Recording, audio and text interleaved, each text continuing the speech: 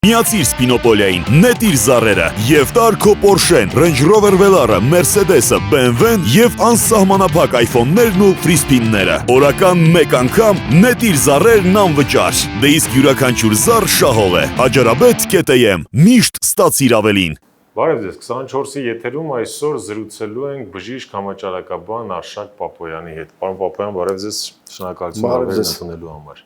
Ինչու դիմակով չեք։ Նայեք, դիմակ պետք է կրել, դիմակ կրել ընդհանրապես ինքնանպատակ չէ, դիմակը նրա համար է, որ կրել պաշտպանվելու համար։ Ընդհանրապես բաց տարածքներում ընդհանրապես անիմաստ է դիմակ կրելը։ Դիմակ պետք է կրել փակ տարածքներում, որտեղ կան մարդկանց կուտակումներ, որտեղ հնարավոր չի պաշտպանել սոցիալական այդ հեռավորությունը։ Մեր պարագայում դա այդ դեպքը չէ։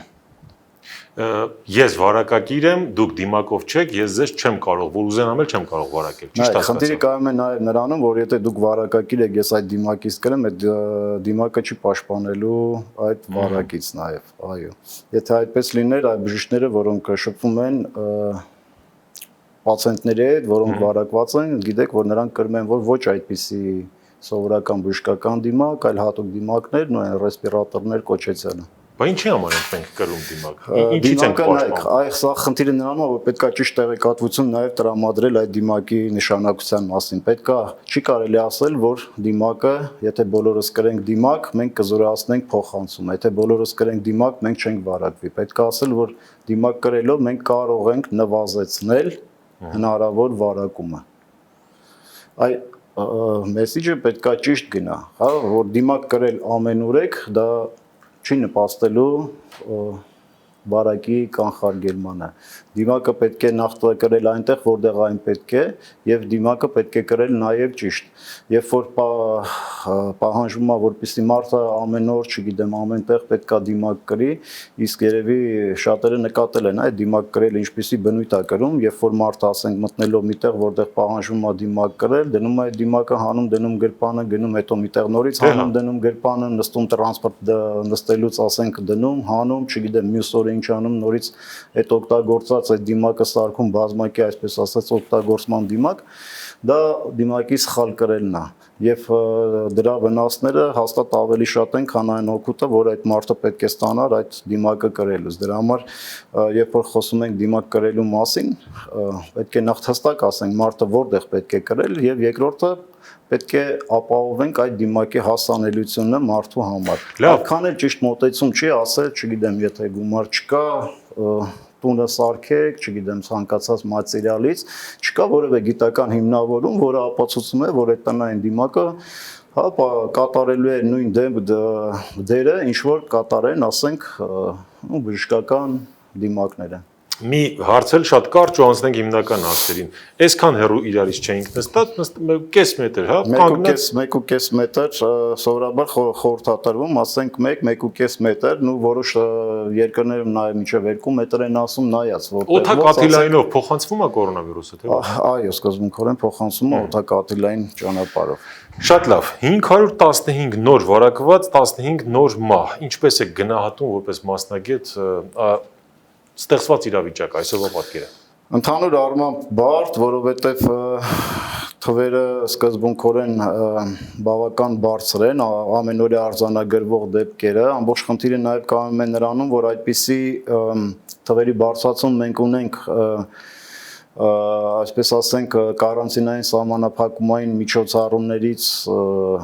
հետո, որովհետև սովորաբար այլ երկրներ, որոնք դուրս են եկել այդ սահմանափակումներից, ասենք նրանց մոտ դեպքերը գնում էին դեպի նվազման։ Մենք փաստորեն դուրս ենք եկել այն պարագայում, երբ որ դեպքերը գնում էին ավելի բարձրացման եւ ընդհանուր առմամբ այս պայծրությամբ ամեն դեպքում տենդենսը այդպիսին է, որ դեպքերը բարձր են լինելու։ Մյուս կողմից մտահոգիչ է, որ սկզբունքորեն բավական Ցածր է տեստավորման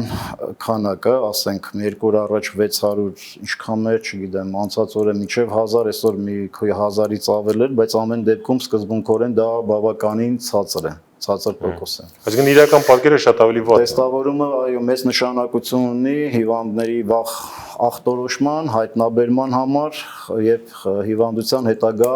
վարակի հետագա տարածման կանխման նպատակով։ Պարոն Պապոյան, մենք այսօր համավարակի որ փուլում ենք եւ արդյոք հաղթահարել ենք պիկը կամ մոտենում ենք դրան գոնե։ Չէ, սկզբունքորեն պիկը մենք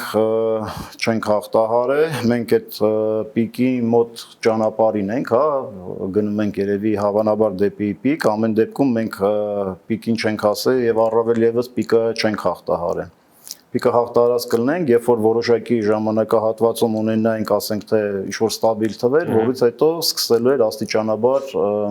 նվազեցումը։ 1 ամիս, 2 ամիս այդ մոտենալը մի քիչ շատ հարաբերական է, ինչ է նշանակում մոտենում։ Սկզբունքորեն նաեւ դժվար է ասել ինչի համար, որովհետեւ մենք իրականում կատարում ենք շատ քիչ տեստավորում։ Եթե մենք դիտարկում ենք նաև վերջի օրերի ընթացքում առողջացածների թիվը,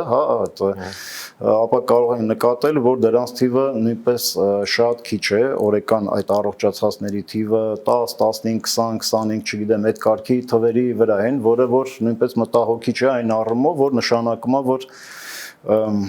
այդ անընդհատ գնում է հիվանդանոցային ոնց որ մահճակալային ֆոնդի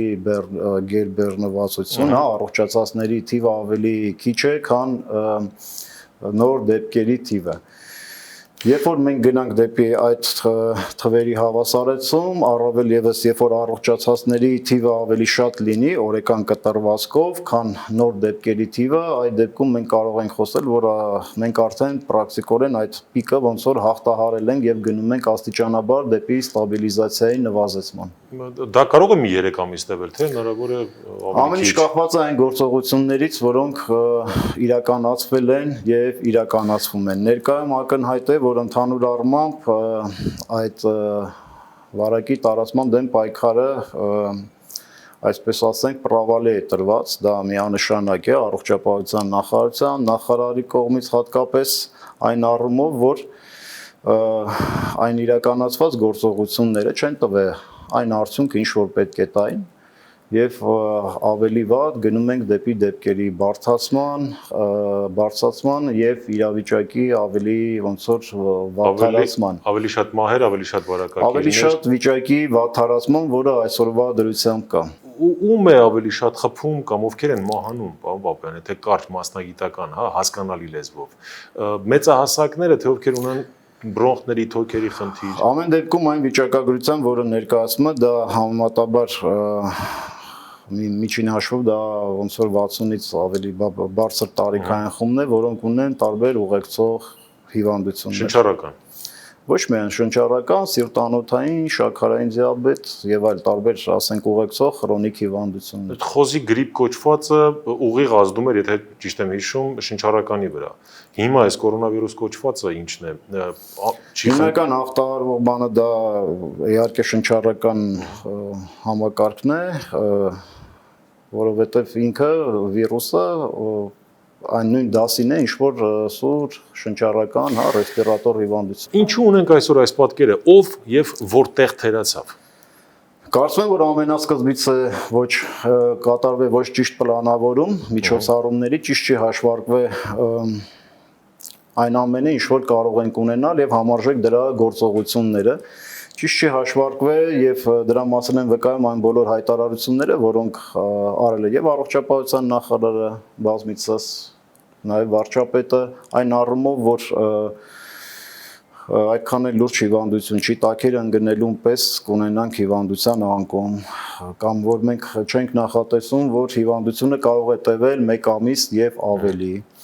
Սա նշանակում է, որ ի սկզբանե չի գնահատվել, ճիշտ չի գնահատվել այն վիճակը, որ կարող ենք ունենալ եւ համապատասխանաբար այն բոլոր քայլերը, որոնք արվել են, եղել են թերի։ Թերի է անցկացվել եւ սահմանափակումների միջոցառումները, որոնք մեծամասամբ կրել են ֆորմալ բնույթ եւ չեն տվել իրենց արդյունքը։ Թերի են անցկացվել բազմաթիվ աշխատանքներ, որոնք բերել են այսօրվա վիճակի։ Թելի անցկացվել լաբորատոր հնարավորությունների ընդլայնումը, որովհետև արդեն ամիսներ է անցել, մենք մեկադոփում ենք տեստավորման տեսանկյունից համարյա թե նույն տեղում 1000 մի քիչ պլյուս մինուս հետազոտություններ, երբ որ ամիսներ է, որ տարբեր մասնագետներ այդ հարցը բարձրացնում են, որ այդ տեստավորման հնարավորությունները պետք է էականորեն ընդլայնել, առանց որի հնարավոր չի արդյունավետ պայքարել հիվանդության հետագա տարածման հետ։ Մեկ ամիս ըստ օրենքի, սահմանադրությունը այդքան էր հնարավորություն տալիս, կարանտին արեցինք, թեստավորումը ըստ էության արվում էր մեր չափով, արհեստական ուրեմն շնչառական այդ ապարատները թոքերի, այդ էլ հնդածած ձեռք է բերվում, էլ ինչ պիտի արվեր, որ չարվեց, ինչ արեցինք։ Առաջերտին պետք էր ի վերջո կներեք, սա նոր երևույթ էր, որևէ մեկը չէր կարող ասել, որ ամբողջ աշխարհում գիտեք ոնց է նոր երևույթ է, բայց եթե խոսում ենք այդ վիրուսի մասին, կորոնավիրուսները ընդհանրապես նշի որ նոր երևույթ են,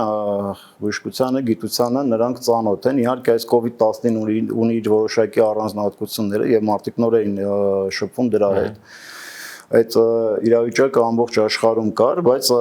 ամեն դեպքում այնպես է չի, որ որևէ բան դրա մասին չգիտենք, նաև կա ընդհանուր համաճարակաբանական process-ների զարգացման օրինաչափություններ, որոնք պրակտիկորեն նույնն են բոլոր հիվանդությունների, ինֆեկցիոն հիվանդությունների պարագայում, որոշակի, ասենք, առանձնահատկություններով, ամեն դեպքում կան օրինաչափություններ, որոնք պետք է հաշվի առնել, պետք է ամենասկզբից լսել նաև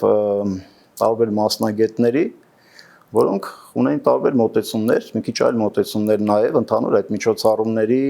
կազմակերպման եւ իրականացման հետ կապված։ Ինչպես տարբեր երկրների մոտ, այդ թվում Վրաստանի մոտ ստացվեց, չասեմ հաղթահարել, բայց արդյունավետ պայքար համավարակի դեմ, իսկ մեզ մոտ ոչ։ Առաջերտին, որովհետև Վրաստանում դրանով զբաղվում են լուրջ պրոֆեսիոնալներ եւ ընդեղի նախարարությունը ամեն դեպքում այդ խնդրի շուրջ հավաքել էր բոլոր այն պրոֆեսիոնալներին, որոնց տված խորհուրդների վրա իրականացված գործողությունները տվեցին այն արդյունքները, ինչ որ այս պարագայում ունի։ Մեզ մոտ դա չհաջողվեց եւ դրա հիմնական մեղավորը այնուամենայնիվ ես համարում եմ, որ նախարարն է, որը առողջապահության, որը չկարողացավ, որը չի կարողանում իր կողմը համախմբել բժշկական հանրությունը, մասնագետներին, չի տրամադրել ճիշտ տեղեկատվություն նաև վարչապետին, նայեք, օրինակի համար տարբեր առիթներով, տարբեր արտահայտություններ նույն վարչապետը արել է, ասենք, որ դա այդքան է վտանգավոր չի կամ սենց կամ այնց, բայց ամեն դեպքում ես կոնկրետ վարչապետին այդքան չեմ մեղադրում, որովհետև նա բժիշկ չի, պարտավոր չի իմանալ, ասենք, տվյալ վիրուսի եւ նրա հետ կապված, ասենք, տարբեր, ասենք, մանրուքներ, դրա մասին այդ տեղեկատվությունը պետք է տար առողջապահության նախարարությունը։ Ինչ տեղեկատվություն որ տալիս է, նրա մասին է խոսում։ Պարոն Պապայան, ես հիմա պարտավոր եմ, իմ մասնագիտության բնույթից տարբեր տեսանկյուններից վերլուծել ստեղծված իրավիճակը, որպեսզի լինենք օբյեկտիվ։ Հեշտ է կամ ամեն դեպքում շատ դժվար չէ մեկ ուղղությամբ քննադատել եւ մեղադրել միայն գերատեսչության ղեկավարին կամ կառավարությանը։ Մյուս կողմը վերլուծենք, հանրությունը, հասարակությունը, մենք բոլորս որպես քաղաքացիներ, որպես սոցիալական ինստիտուտ, պատասխանատվության մեր բաժինը, մեր չափաբաժինը ունենք թե ոչ։ Ես հասկանում եմ, որ պետք է մեզ ուղղորդվեր, ցուցումներ լիներ մասնագիտական, բայց վերաբերմունքը մենք պիտի ունենանք թե ոչ։ Հանրությունն ունի իր, ասենք, պատասխանատվությունը, բայց պետք չի մոռանալ, որ մենք ի սկզբանե իրականացվել է ոչ այդքան ճիշտ հաղորդակցում, տարբեր տեղեկությունների, ուղերձների ձևով բնակության շրջանում։ Շատ դեպքերում դրանք եղել են իրարամերժ, որ վտանգավոր չի, դիմակ պետք չի կրել, հետո աստիճանաբար գալիս ենք պետքա կրել, ամենտեղ պետքա կրել, վտանգավորական մահեր եւ այդ իրարամերժ տեղեկությունները, որը անընդհատ ասենք, տարբեր ֆորմատներով տրամադրվում են, նրանք չեն նպաստում նրան, որպեսզի բնակչության կողմից ավելի համարժեք վերաբերմունք լինի տվյալ հիվանդությանը։ Այն մոտեցումները, որ ով դիմակ չկրի, չգիտեմ, կտուգ անենք, այս կանոնը չպահի, կտուգ անենք, այդ վախացնելը, այն որ ցույց են տալիս ծանր հիվանդների, չգիտեմ, ապարատներին միացած, հա, այդ վախի սերմանումը, դա այն ճիշտ ճանապարհը չէ այդ ուղերձը հասցնելու։ Ընդհանրապես մարդը որպեսզի փոխի իր վարքագիծը, նա պետք է ունենա որոշակի մոտիվացիա, նա պետք է մասնակից լինի այդ գործընթացին։ Իսկ մեզ մոտ ի սկզբանե այդ հաղորդակցումը ճիշտ ձևով չի տարվել։ Ես ընդհանրապես համարում եմ, որ ճիշտ չի, որ ասենք խնդրի շուրջ, ասենք խոսում է վարչապետը, խոսում է ոնց պետքա դիմակը ճիշտ գրել։ Դե վստահության մեծ քվե ունի վարչապետը, վարչապետն է խոսում է ոչ թե որպես բժիշկ, այլ որպես մարդ, ով ունի մեծ լեգիտիմություն։ Խնդիրը դրանում չի, բայց խոսում է, ասենք, որոշ բաների մասին, որոնք իմ կարծիքով պետք է նա դրանով չզբաղվի, ոչ է նախարարը, ավելի շատ դրանով պետք է զբաղվեն մասնագետները եւ տային ի սկզբանե տային այն ճիշտ տեղեկատվությունը, որը պետք է տրվել, որովհետեւ եթե հիշում եք, հենց ամենասկզբից բազմաթիվ անգամ ասվել է, որ դիմակ պետք չի կրել։ Դիմակ պետքա կրի միայն հիվանդ մարդը եւ այդ հիվանդին խնամողը։ Դե ասեն թորոսյանն էր ասում, այո։ Այդ մեսիջը գնում էր։ Հետագայում, երբ որ գնաց մեսիջը, որ պետքա բոլորը կրեն եւ այլ, երբ որ հարց էին տալի, բա ինչի է սկզբից անենց, ասացին, որ սկզբից դիմակների պակաս կար, չգիտեմ, ինչ կար, դրա համար այդ մեսիջն էր, բայց դա բացատրություն չի, կապ չունի դիմակների, ասենք, պակասը կամ բան, հա, քո ուղղությունը մեսիջ տալու, պետքա լինի այնպեսին, ու միշտ այդ ուղղությամբ դու աշխատես, որ մարդը պետք է հասկանա ինչի համար ինքը պետքա դիմակ կրի։ Մարդը պետք է հասկանա, երբ որ դու ասում ես պետքա դիմակ կրես, երբ որ կա մարդկանց կուտակումներ, բայց միևնույն ժամանակ տեսնում եմ, որ ասենք Ոնց վերջի ժամանակը չեմ ասում, բայց դրանից առաջ նույն կառավարության նիստերի, նույն ազգային ժողովում պրակտիկորեն որևէ մեկը դիմակ չէր կրում։ Երբ որ խորհուրդ է տրվում, որ պետքա խուսափել մասսայական միջոցառումներից, բայց համացանցում երևում է նկարներ, երբ որ մասնակցում են կառավարության ներկայացուցիչներ, ասենք այդպիսի մասսայական միջոցառումներին, նույն ասենք Արցախի հանրապետությունում։ Բնական է այդ մարդկանց մոտ ձևավորվում այդ վերաբերմունքը։ Եվ ես դեմ եմ, որպեսզի պատասխանատվությունը գցել բնակչության վրա, հա, ասել, որ բնակիչն է մեղավոր, որ սա չի արվում։ Լավ, մեղավորը այն ուղերձները տվողն են, որոնք ամենասկզբից ճիշտ ուղղությամբ չեն գնացել եւ գիտեք, որ ամենավատը նա է, որ ինչքան որ ես դիտարկում եմ, ասենք երբևիցե ես չտեսա, որ ակնհայտ է, որ առողջապահության նախարարությունը սկզբունքորեն տապալել է եւ նախարարի գլխավորությամբ այդ պայքարը, բայց մենք չտեսանք, որ նախարարությունը ընդունի իր սխալի բաժինը եւ ասի, որ ինչ որտեղ մենք սխալվել ենք, էսի ճիշտ չենք արել, հիմա օրինակի համար փորձենք այսպես անել։ Այդ ամենավատն է, որ մարդը չի ընդունում իր սխալը, համարում է, որ ինքը ամեն ինչ ճիշտ է արել։ Այդպես հաստատ առաջ գնալ հնարավոր չի եւ արդյունքի հասնել է, կարծում եմ, որ հնարավոր։ Լավ, տեսեք, հիմա ունենք այն, ինչ ունենք։ Ունենք այսօր մեղմ ասած սարսափելի վիճակ, որի զոհ են դառնում մարդիկ, ովքեր այս կամ այն կերպ ունեն հիվանդություն եւ այդ համավարակն էլ նպաստում է, հա, եթե կարելի է այսպես ձևակերպել, այդ մարդկանց առողջական վիճակի վատթարացմանը։ Չասեմ որն է ելքը, ես ուզում եմ մեջ բերել Փաշինյանի այսօրվա լայվից մի հատված, սա կատաստրոֆա է, ես եմ պատասխանատուն, բայց դրանից բան է փոխվում, դրանից մահացող մարդու համար ավելի թեթև է, ինչ անեմ, սպեցնազ անեմ, որ պահենք կանոնները, սա ինչպես եք դուք մեկնաբանում։ Երբեք չպետք է ասենք, որ ունենք, չգիտեմ, ինչ-որ տենց կատաստրոֆա կամ այդ բառերով, մենք ունենք այո, բարդ իրավիճակ, բայց մենք ունենք հաստատ հանրապետությունում լուրջ եւ մարդկային ռեսուրսներ եւ ներուժ, որը եթե ճիշտ ներգրավի, ամեն ինչը ճիշտ կազմակերպվի, կարող ենք հաղթահարել անգամ այս Կներեք ինչ է նշանակում ճիշտ կազմակերպել բան պապը։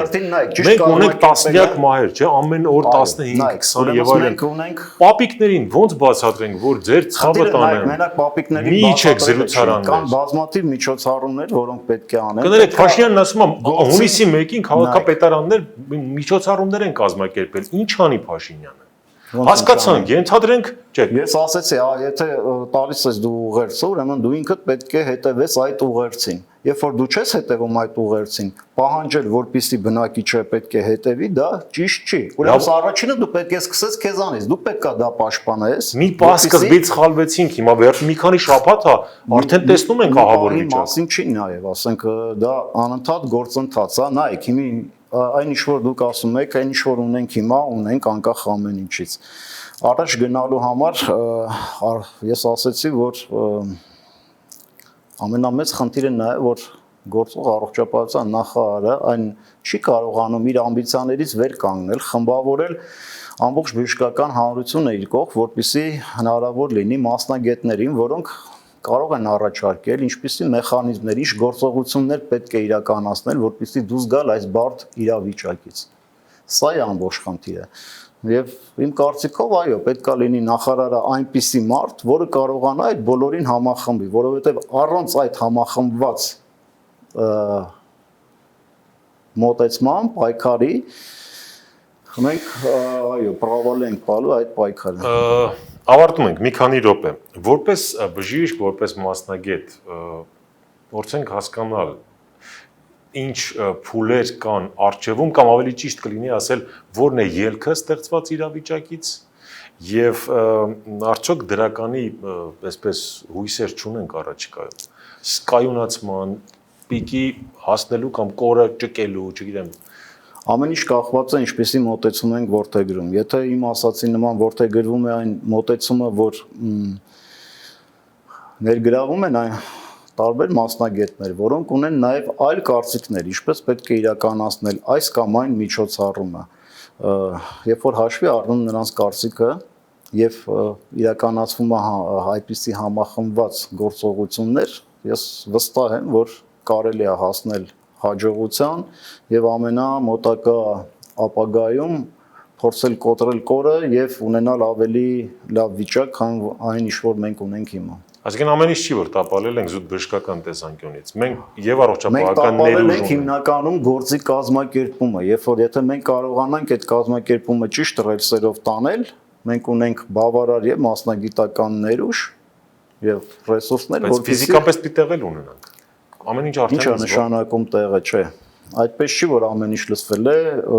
վերակենդանացման բաժանմունքները նայեք դա ես չի վարչապետ միշտ ուրեմն դրա ալտերնատիվաները պետք է գտնել այն իմաստով որ այսօրվա դրությամբ գիտեք որ առանձնացված են մի քանի ասենք այսպես կոչված կորոնակենտրոններ որտեղ հիմնականում հոսպիտալիզացվում են այս պահին ասենք թե ծանր եւ ծայրահեղ ծանր ոնց որ պացիենտները որտեղ եւ կա այդ ռեանիմացիաները բայց մենք բնականաբար առողջապահական համակարգում ունենք նաեւ հիվանդանոցներ որտեղ որոնք ներգրաված չեն եւ ուղղությունը այն է, որ այդ հիվանդանոցների, ասենք, հիվանդանոցներից եւս պետք է առանձնացվեն հավանաբար մի խումբ հիվանդանոցներ, որոնք զբաղվեն այդ կորոնայի հետ կապված հարցերով, կամ բոլոր հիվանդանոցներում պետք է ունենալ բաժիններ, բաժանմունքներ, որոնց պետք է զբաղվել մարդկանց բուժմամբ, այսինքն այդ հնարավորությունները ընդլայնելու մահճակալային ֆոնդը մենք ունենք։ Դա միգուցե այդքան շատ չի, դրա համար այդ գործողությունները պետք է չհապաղեն, պետք է իրականացնել ոնց որ ժամ առաջ, որպեսզի հնարավոր լինի, այո, հասնել ավելի կայուն վիճակի։ Այսինքն ամեն ինչ կործանված, ինչպես ասում են, կամ կատաստրոֆա չի, առողջապահական ներուժել ունենք, մասնագիտական էլ ունենք։ Այո, ես վստահ եմ, որ մենք ունենք եւ կարող ենք հասնել հաջողության։ Ճիշտ կուրացիա, ճիշտ կառավարում եւ ճիշտ մասնագիտական մոտեցում է անհրաժեշտ, նույնիսկ այս պայմաններում։ Այո։ Շնորհակալություն հարցազրույցի համար։ Շնորհակալ։